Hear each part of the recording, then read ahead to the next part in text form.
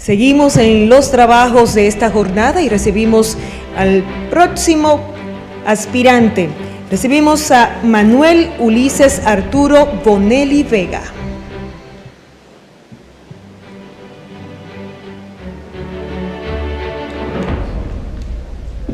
Muchas gracias, doctor Manuel Ulises Arturo Bonelli Vega. Buenos días, bienvenido a esta vista pública para postulantes del Tribunal Constitucional. Se ha establecido un protocolo que le conceden 5 minutos para una presentación libre, donde usted puede exponer ante el Consejo sus credenciales económicas, sus credenciales académicas, su hoja de vida, así como cualquier otro elemento que usted considere pertinente para esta evaluación. Después de esa presentación libre, entonces los miembros del Consejo tendrían unos 15 minutos como plazo máximo para cualquier pregunta que considere. Tiene usted la palabra, doctor.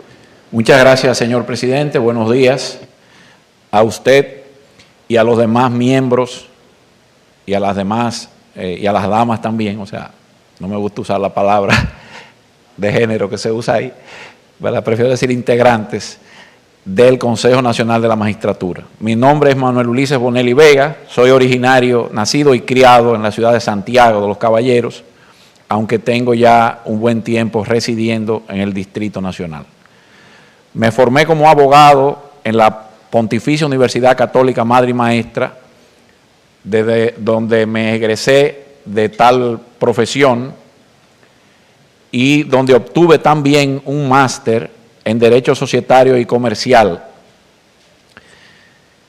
Luego, muchos años después, en la Universidad de Buenos Aires, Argentina, obtuve el grado de doctor en Derecho, mención Derecho Penal, o sea, un PhD, y eso es en los logros académicos. Igualmente me he dedicado desde el mismo momento que salí de la universidad, y diría que desde antes, porque yo daba clases en escuelas, a la cátedra. Tengo entonces más de 25 años impartiendo docencia a nivel universitario, especialmente en mi propia alma mater, Pontificia Universidad Católica Madre y Maestra, aunque he impartido en otras instituciones académicas, incluyendo la Escuela Nacional de la Judicatura, de la que me honro haber participado en sus inicios, junto al entonces subdirector de la escuela, hoy presidente de la Honorable Suprema Corte de Justicia, el licenciado Luis Henry Molina. Fui juez por más de 15 años, tanto juez de instrucción en mi ciudad de Santiago, como juez de Corte de Apelación aquí en el Distrito Nacional. Y en el año 2013 me retiré de forma voluntaria del sistema para dedicarme al ejercicio de la profesión liberal, y desde entonces así lo estoy haciendo. Soy autor de múltiples obras, especialmente de derecho penal, libros, y de cientos de artículos y ensayos, tanto de la materia penal como de otras áreas del saber jurídico. Me mueve venir a esta convocatoria impulsado en el deseo de culminar una carrera judicial, si así se quiere, en una de las altas cortes, en este caso en el Tribunal Constitucional. Pero sobre todo consciente de que como ser humano tengo el deber y la obligación de ser un hombre de servicio por y para los demás, y sobre todo para el país y sus instituciones. Creo que como penalista puedo aportar bastante al Tribunal Constitucional en el desarrollo de la jurisprudencia en esta materia. Entiendo que en el área procesal el tribunal, si bien ha podido rendir algunas decisiones, entiendo que ha sido un tanto tímido en la producción de jurisprudencia en materia de derecho procesal penal y sobre todo del debido proceso en esta rama. Y muy especialmente porque estamos a las puertas de la aprobación de un nuevo Código Penal por fin, así esperamos que suceda, y eventualmente el Tribunal Constitucional frente a esa realidad tendrá que trabajar mucho con el examen de la constitucionalidad de esta norma y toda la norma penal especial que también tendrá que ser ajustada a la realidad del nuevo Código Penal. Creo que con eso he agotado mi presentación de manera sucinta. Ustedes tienen mi hoja de vida y no tengo que entrar más en detalle, y entonces estaría a su plena disposición para cualquier pregunta que tenga bien realizar cualquiera de los honorables miembros del Consejo. Muchísimas gracias, doctor Bonelli Vega. ¿Alguna pregunta? Le damos la palabra al consejero senador Bautista. Buenos días, el doctor Bonelli Vega. Buenos días. Dentro de las atribuciones del Tribunal Constitucional está la de intervenir entre competencia de poderes a solicitud de uno de los titulares de esos poderes. Yo le pregunto, a propósito del Congreso Nacional, ¿tiene el Tribunal Constitucional capacidad de ordenar al Congreso que se reúna y que legisle como tal? Bueno, usted ha empezado hablando de la capacidad del Tribunal Constitucional o de la competencia del Tribunal Constitucional de dirimir conflictos entre poderes del Estado. En el ejemplo propuesto de ordenarle al Congreso que legisle, pues no vislumbro yo ningún conflicto, como sí habría, por ejemplo, en el caso donde el Poder Ejecutivo dicte un decreto y el Poder Legislativo entienda que el Poder Ejecutivo ha excedido su competencia porque es un tema que debe ser por ley, y entonces ahí pudiera haber el conflicto y el Tribunal Constitucional interpretar en su justa dimensión. Pero no creo que el tribunal tenga la capacidad tampoco de ordenarle al Congreso que dicte una ley en tal o cual sentido. Lo que sí puede hacer el Tribunal Constitucional en ocasión de un recurso, por ejemplo, de control concentrado de inconstitucionalidad de una norma, es rendir un fallo, como lo ha hecho en ocasiones, sugiriéndole al Congreso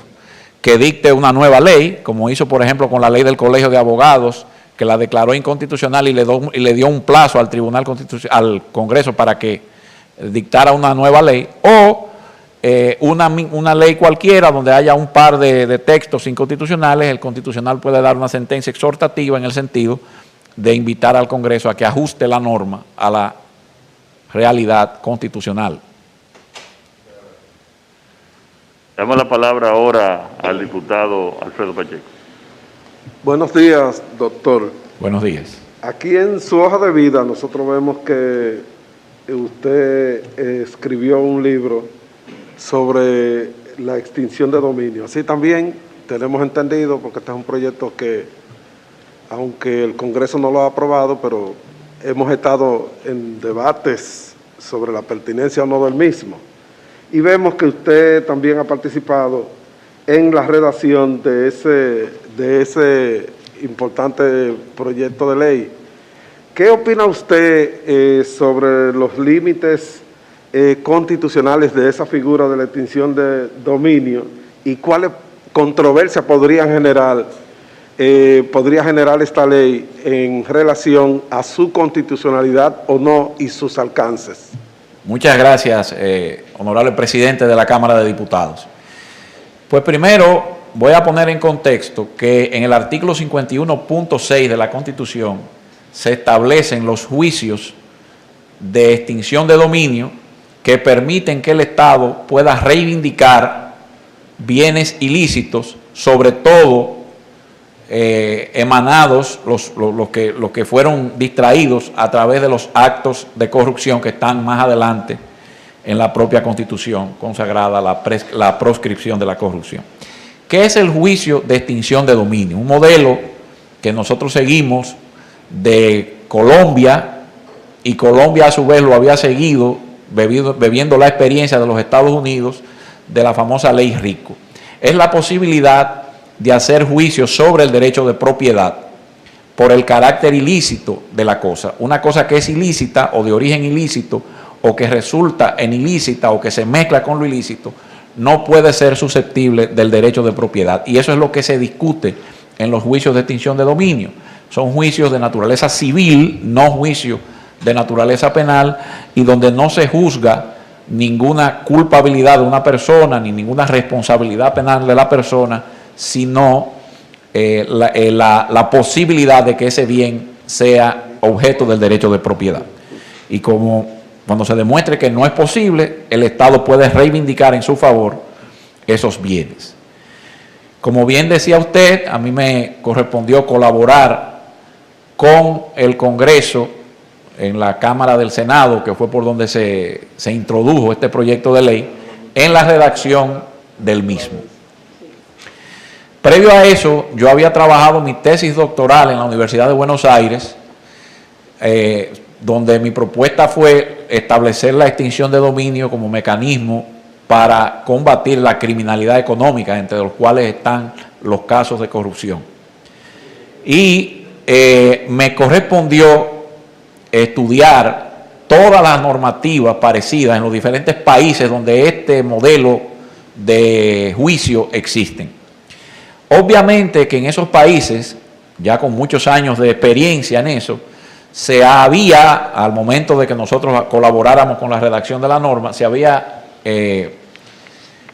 pues discutido bastante los aspectos constitucionales de esta figura. Y así, por ejemplo, se discutía que en los juicios de este género no se le daba derecho, o sea, no estaba muy bien regulado el tema de la citación de las personas afectadas, y que muchas personas afectadas podían resultar, valga la redundancia, afectadas sin siquiera enterarse de lo que estaba aconteciendo. El proyecto de ley dominicano, tomando en cuenta esa experiencia, pues regula de manera eficiente el sistema de convocatoria, de manera que cualquier eventual afectado pues resulte enterado y pueda defender en el juicio. Así, por ejemplo, también el derecho al recurso. En muchos países, estos son decisiones que se dan en única instancia. En República Dominicana, siguiendo el mandato de la Constitución del derecho al recurso para todas las materias, también se ajustó a este principio. En fin, que se trató en el trabajo de redacción del proyecto de ley de evitar o salvar cualquier conflicto constitucional que ya se nos había adelantado por la experiencia extranjera. Entiendo que es un proyecto de ley, primero es un mandato que la Constitución le da al legislador de que haga el proyecto de ley porque crea los juicios de extinción de dominio, y segundo, que sería algo muy importante porque permite la recuperación fácil y efectiva de los bienes sin los avatares propios del proceso penal y sus características. Muchas gracias. Gracias a usted. Muchas gracias, doctor. Otra pregunta de los consejeros. Presidente del Senado, don Eduardo. Doctor Bonelli, usted como penalista, desde su punto de vista, ¿el derecho a la intimidad tiene límites?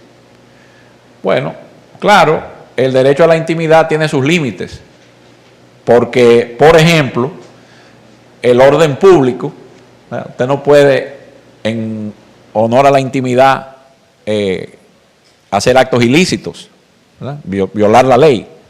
Y ahí entonces entra un límite al derecho a la intimidad. Lo otro, y por eso es que bajo orden judicial, un juez puede ordenar que se haga, por ejemplo, un allanamiento en la morada, donde está la intimidad, y el juez controla esto y ordena un allanamiento cuando así procede. De manera que sí, no es absoluto el derecho a la intimidad, sino que tiene sus límites. Muchas gracias. El consejero diputado Víctor Fadul. Gracias, señor presidente. Buenos días. Buenos días, diputado. ¿Hasta qué punto las sentencias interpretativas del Tribunal Constitucional reflejan un activismo judicial que afecta la separación de poderes y el papel del Congreso Nacional en el sistema democrático? Bueno, yo entiendo que real y efectivamente no hay una injerencia, porque es facultad dada por la propia Constitución al Tribunal Constitucional de dar sentencias donde controle el carácter constitucional de los actos emanados de todos los poderes del Estado, incluyendo del Congreso Nacional. De manera que cuando en una sentencia el Tribunal Constitucional dice que para que una norma dictada por el Congreso se entienda constitucional, hay que interpretarla de tal o cual modo, lo que está es cumpliendo con el mandato de la Constitución y por tanto no se podría hablar de una invasión o de una intervención en poderes ajenos. Don Manuel, sí. Y en vista de su labor como socio del bufete jurídico Fernández y Fernández y sus vínculos personales con esa familia, ¿su posible elección no afectaría la independencia política que se pretende tengan las altas cortes? Mire, diputado, en primer lugar debo hacerle una corrección porque usted ha empleado el término socio. Y el término socio en nuestro país tiene una acepción legal que no se caracteriza en este caso.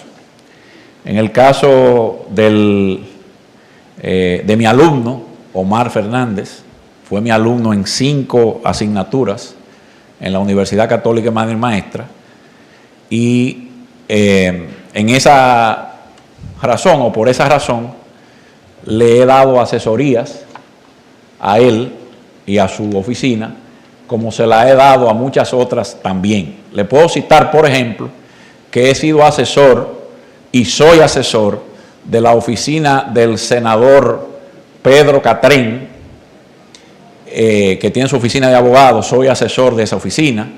Soy asesor de la oficina del doctor Tony Delgado. Soy asesor de la oficina Guzmán Ariza.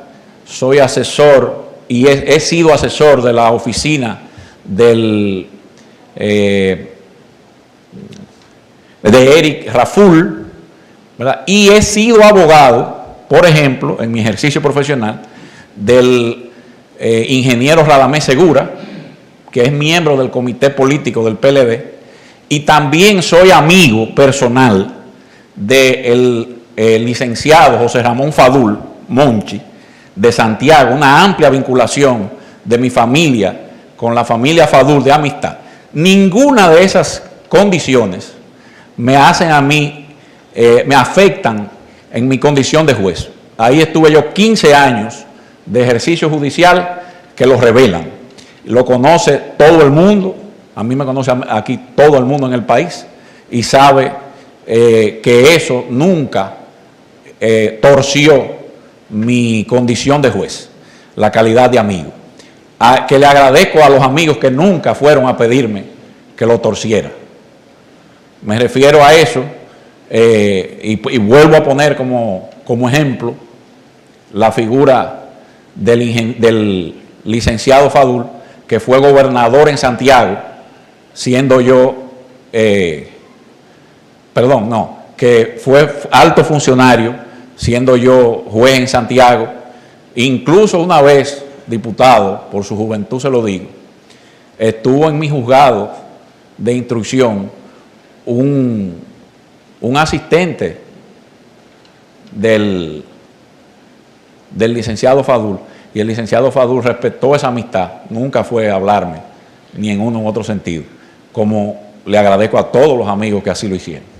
Muchas gracias, don Manuel. Le hice la pregunta es por que en su ponencia usted dijo que de llegar a que usted quiere culminar su carrera judicial en una alta corte para servirle al país. Mi pregunta fue en base a esa parte que usted pues postuló en el día de hoy para saber qué es realmente, cuál es la posición que usted tiene, porque entiendo que debe ser en base a los criterios, sobre todo que también la sociedad pretende que se elijan los jueces de la alta corte. Muchísimas gracias. No hay ningún inconveniente, diputado. Mis respuestas se han enmarcado en el marco de su pregunta.